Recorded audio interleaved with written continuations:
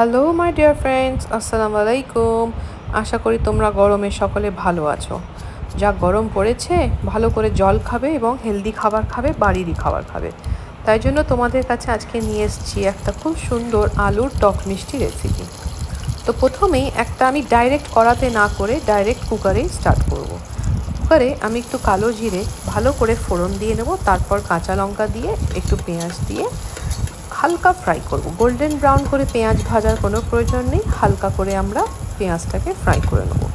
এখানে দেখো আমি 3 পিস আলু নিয়েছিলাম এবং ডুমো ডুমো করে কেটে ভালো করে ধুয়ে জল ঝরিয়ে রেখেছি। তারপরে আমার পেঁয়াজটা মোটামুটি হালকা পিঙ্ক হয়ে এসছে দেখো। এরপর আমাদের এখানে কিছু মশলা অ্যাড করতে হবে, বেশি মশলা লাগে না, জাস্ট 1 চা চামচ আদা বাটা। আর তোমরা যদি এটাকে নিরামিষ করতে চাও তাহলে পেঁয়াজ আর রসুনটাকে স্কিপ করে দেবে, ঠিক আছে। তো এখানে আমি আধা চামচ করে আদা বাটা, রসুন বাটা, 1/4 টিস্পুন গুঁড়ো লঙ্কা, 1/4 টিস্পুন জিরে গুঁড়ো আর একটুখানি লঙ্কা গুঁড়ো অ্যাড করেছি।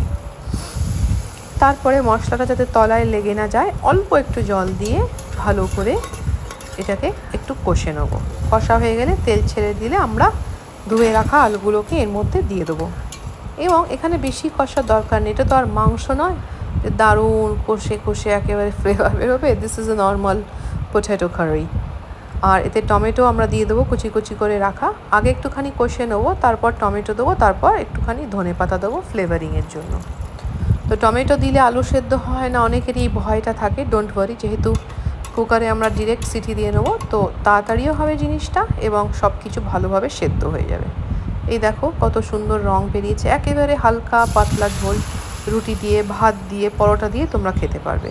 আমি এখানে একটু স্ম্যাশার দিয়ে হালকা করে একটুখানি ভেঙে নেবো, খুব ভালো লাগে জানো তো, একটু মাখো মাখো হয় তরকারিটা।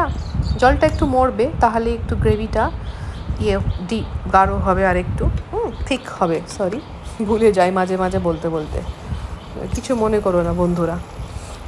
দেখো সুন্দরভাবে আমার তরকারিটা রেডি হয়ে গেছে এবং লাস্টে আমি একটুখানি ভাজা মশলা ছিটিয়ে এটাকে ঢাকা দিয়ে রেখে দেবো। লুচি বা পরোটার সাথে এটা সুন্দরভাবে সার্ভ করতে পারবো। ভিডিওটা ভালো লাগলে অবশ্যই চ্যানেলটাকে সাবস্ক্রাইব করবে, লাইক করবে এবং শেয়ার করবে।